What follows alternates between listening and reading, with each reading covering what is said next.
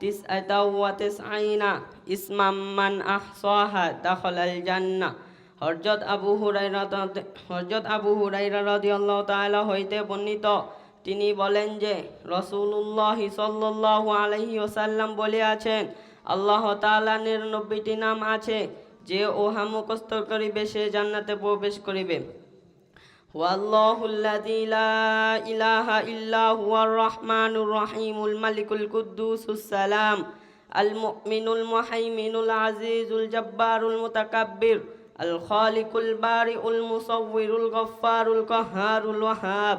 আর রাজ্জাকুল ফাত্তাহুল আলিমুল কাবিদুল বাসিত আল খাফিদুর রাফিউল মুইজ্জুল মুযিল্লুস সামি' আল বাসিরুল হাকামুল আদিলুল লাতীফুল খবীর الحليم العظيم الغفور الشكور العلي الكبير الحفيظ المقيت الحسيب الجليل الكريم الرقيب المجيب الواسع الحكيم الودود المجيد الباعد الشهيد الحق الوكيل القوي المتين الولي الحميد المحصي المبدي المعيد المحيي المميت الحي القيوم الواجد الماجد الواحد الأحد الصمد القادر